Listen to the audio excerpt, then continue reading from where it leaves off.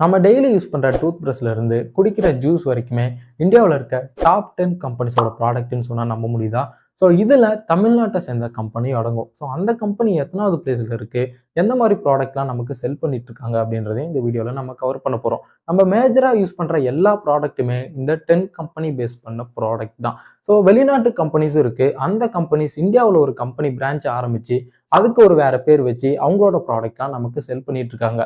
Indian company மட்டும் இல்லாமல் வெளிநாட்டு கம்பெனியும் சேர்த்து டாப் 10 கம்பெனிஸை இந்த வீடியோவில் நம்ம டிஸ்கஸ் பண்ண போகிறோம். அந்த டாப் 10 கம்பெனியோட ரெவன்யூ என்ன, ப்ராடக்ட் என்ன, ப்ராஃபிட் என்ன அப்படின்றது எல்லாத்தையுமே இந்த வீடியோவில் நம்ம டிஸ்கஸ் பண்ண போகிறோம். ஸோ வீடியோவை ஸ்கிப் பண்ணாமல் பாருங்கள், ஓகேவா? 10வது இடத்துல இருக்க கம்பெனி என்ன அப்படின்னா இமாமி அப்படின்ற கம்பெனி.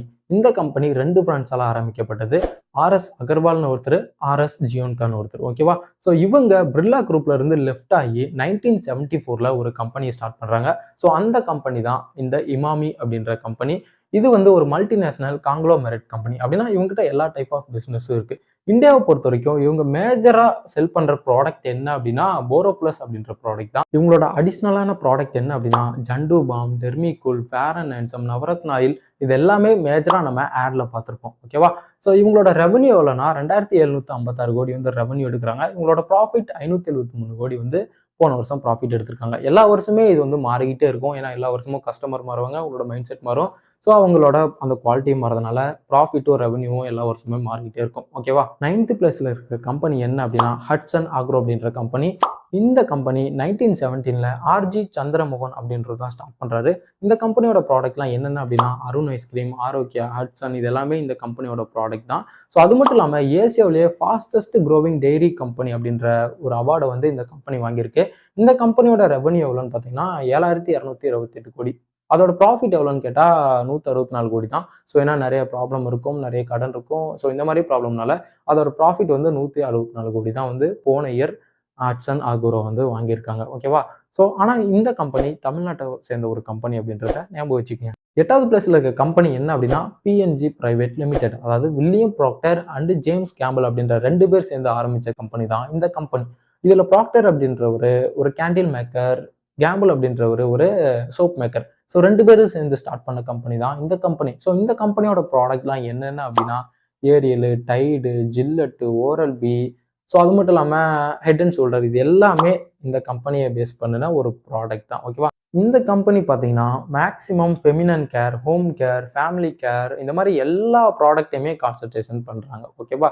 ஸோ இதோட ரெவன்யூ எவ்வளோனா 3905 கோடி வந்து இயருக்கு எடுக்கிறாங்க. அதில் ப்ராஃபிட் எவ்வளோனா கிட்டத்தட்ட 650 கோடிக்கு மேலே ப்ராஃபிட் வந்து போன வருஷம் எடுத்திருக்காங்க, சரியா? 7th பிளேஸ்ல இருக்க கம்பெனி கோல்கேட் பால்மாலிவ் அப்படின்ற கம்பெனி தான்.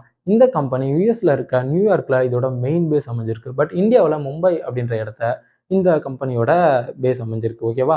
ஸோ இந்த கம்பெனியை 1806ல் வில்லியம் கோல்கேட் அப்படின்றது இந்த கம்பெனியை ஸ்டார்ட் பண்றாரு. இந்த கம்பெனி ஃபர்ஸ்ட் எப்படி ஸ்டார்ட் ஆச்சு அப்படின்னா ஒரு சோப்பு மேக் பண்றது, ஒரு கேண்டிலை மேக் பண்றது அப்படின்ற வகையில தான் இந்த கம்பெனி ஸ்டார்ட் ஆயிருக்கு. பட் போக போக இந்த கம்பெனி ஒரு கோல்கேட் பேஸ்ட் மேக் பண்றது, டூத் பிரஷ் மேக் பண்றது அப்படின்னு ஸ்டார்ட் ஆகி ஸோ இந்தியாவில் வந்து இந்த கம்பெனி ஸ்டார்ட் பண்ணியிருக்காங்க. ஸோ நான் இந்த கம்பெனி பத்தி தேடும்போது டூத் பிரஷ் மட்டும் எத்தனை டைப்ல இருந்தது தெரியுமா? கிட்டத்தட்ட 10-15 டைப்புக்கு மேல டூத் பிரஷோட டைப்பே இருந்தது. வெறும் டூத் பிரஷ் மட்டும் வச்சு, வெறும் டூத் பேஸ்ட் மட்டும் வித்து இந்த கம்பெனி கிட்டத்தட்ட 5226 கோடி வந்து ரெவன்யூ எடுத்திருக்காங்க.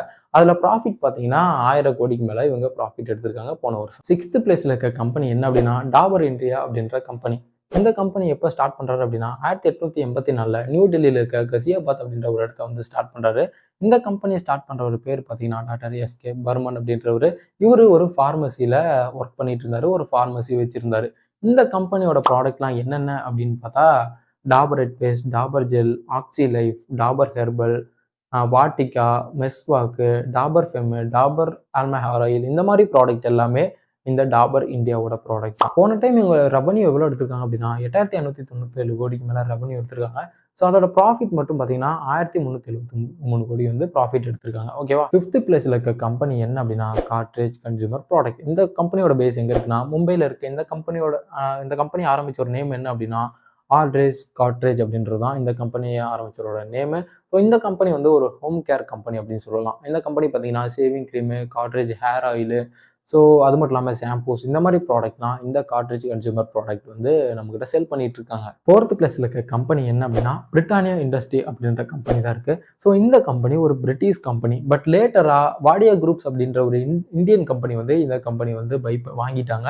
ஸோ இந்த கம்பெனியோட ப்ராடக்ட்லாம் என்னென்னு பார்த்தோம்னா Milky Mist, Bourbon, Marigold, Good Day, Tiger, Little Heart, Jim Jam இது எல்லாமே இந்த கம்பெனியோட ப்ராடக்ட். ரெவன்யூ மட்டும் 15,000 கோடிக்கு மேல போன வருஷம் ரெவன்யூ எடுத்திருக்காங்க. ஸோ அதுல ப்ராஃபிட் வந்து 2,000 கோடிக்கு மேல ப்ராஃபிட் எடுத்திருக்காங்க. 3rd பிளேஸ்ல இருக்க கம்பெனி என்ன அப்படின்னா வருண் பெவரேஜ் அப்படின்ற ஒரு கம்பெனி தான். இந்த கம்பெனியோட மெயின் பேஸ் யுனைடெட் ஸ்டேட்ல இருக்கு. பட் இந்தியாவில் நேபாளில் இந்த கம்பெனியோட மெயின் பேஸ் இருக்கு.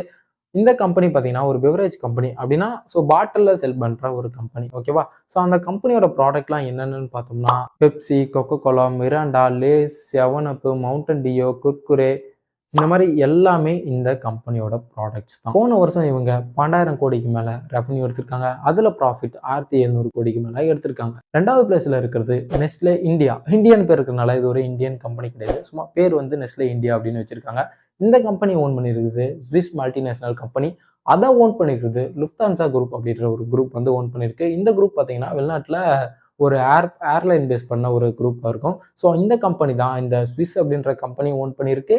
அது மட்டும் இல்லாமல் நெஸ்லே இந்தியா அப்படின்ற கம்பெனி ஓன் பண்ணியிருக்கு. இந்த கம்பெனியோட ப்ராடக்ட்லாம் என்னென்னு பார்த்தோம்னா கிட்கேட், மஞ்ச், மேகி, போலோ இது எல்லாமே இந்த கம்பெனியோட ப்ராடக்ட் தான். 1st பிளேஸ்ல இருக்கிறது ஆப்வியஸா ஹிந்துஸ்தான் யூனிலிவர் அப்படின்ற கம்பெனி தான். இதுவும் ஒரு இந்தியன் கம்பெனி கிடையாது. ஃபர்ஸ்ட் இதை இந்தியாவில் ஸ்டார்ட் பண்ணும்போது ஹிந்துஸ்தான் வனஸ்பதி அப்படின்ற பேரில் தான் ஸ்டார்ட் பண்ணியிருக்காங்க. அடுத்து ஹிந்துஸ்தான் லிவர் அப்படின்ற பேரில் பேரை மாற்றிருக்காங்க. இப்போ திரும்பவும் ஹிந்துஸ்தான் யூனிலிவர் அப்படின்ற பேரை வந்து மாற்றி வச்சிருக்காங்க. இந்த கம்பெனி மேஜராக எல்லா இடத்தையுமே கான்சென்ட்ரேஷன் பண்ணுறாங்க. இந்த கம்பெனியோட ப்ராடக்ட்லாம் என்னென்ன அப்படின்னா இது எல்லாமே இந்த கம்பெனிஸோட ப்ராடக்ட் தான். ஓகேவா? இந்த கம்பெனி போன வருஷம் இந்தியாவில் மட்டும் கிட்டத்தட்ட 59,000 கோடிக்கு மேலே ரெவன்யூ எடுத்திருக்காங்க. அதில் ப்ராஃபிட் கிட்டத்தட்ட 10,000 கோடி கிட்ட இதில் ப்ராஃபிட் எடுத்திருக்காங்க. ஓகேவா? ஸோ இந்த மாதிரி கம்பெனிஸ்லாம் வந்து அந்த ப்ராடக்டோட பேரை மாற்றி நம்மகிட்ட செல் பண்ணுறதுனால நம்ம எல்லாமே வேற வேற கம்பெனிஸ்ன்னு நினச்சிட்டு இருப்போம். அதாவது ஒவ்வொரு பேர் இருக்கிற ஒவ்வொரு பேக்கெட்டும் வந்து ஒவ்வொரு கம்பெனி அப்படின்னு நினச்சிட்டு இருப்போம். ஒவ்வொரு பேர் இருக்க ஒவ்வொரு பேட்டில் வந்து ஒவ்வொரு கம்பெனி அப்படின்னு நினச்சிட்டு இருப்போம். பட் இதெல்லாம் ஒரு சைக்காலஜிக்கல் ட்ரிக்னு வச்சுக்கலாம். ஸோ ஒரே ப்ராடக்டை நம்ம ரொம்ப நாள் வித்துட்டு இருந்தால் அந்த ப்ராடக்ட் வந்து செல் ஆகாது. ஸோ அதனால அந்த ப்ராடக்டையும் மாற்றி அந்த ப்ராடக்டோட நேமையும் மாற்றி கொடுக்கறதுனால கண்டிப்பாக ஸோ பீப்புள் வந்து அதை தேடி போவாங்க. ஸோ இது புது ப்ராடக்டாக இருக்கே, இதை ட்ரை பண்ணலாமே, ஸோ இந்த கம்பெனிக்கு சம்மந்தம் இல்லை அப்படின்னு நினச்சிட்டு ஸோ அந்த ப்ராடக்டே நம்ம வந்து வாங்க போவோம். பட் பேக்ரவுண்டில் பார்த்தா எல்லாமே ஒரே கம்பெனியாக தான் இருக்குது. ஓகேவா? நம்ம யூஸ் பண்ணுற எல்லா ப்ராடக்ட்டுமே இந்த 10 கம்பெனியை பேஸ் பண்ண ப்ராடக்டாக தான் இருக்குது. ஓகேவா? ஸோ இந்த வீடியோ கொஞ்சமாவது உங்களுக்கு யூஸ்ஃபுல்லாக இருக்கும்னு நினைக்கிறேன். இருந்தால் உங்கள் ஃப்ரெண்ட்ஸ் அண்ட் ஃபேமிலிக்கும் தயவு செஞ்சு இந்த வீடியோ ஷேர் பண்ணுங்கள். இது எனக்கு கொஞ்சம் யூஸ்ஃபுல்லாக இருக்கும். ஓகேவா? ஸோ போகிறதுக்கு முன்னாடி வழக்கம் போல தான் நம்ம சேனலை சப்ஸ்கிரைப் பண்ணிட்டு இந்த வீடியோக்கு ஒரு லைக் கொடுத்துட்டு போயிருங்க. இதே மாதிரி நெக்ஸ்ட் வீடியோவில் பார்க்குறேன். பை கை.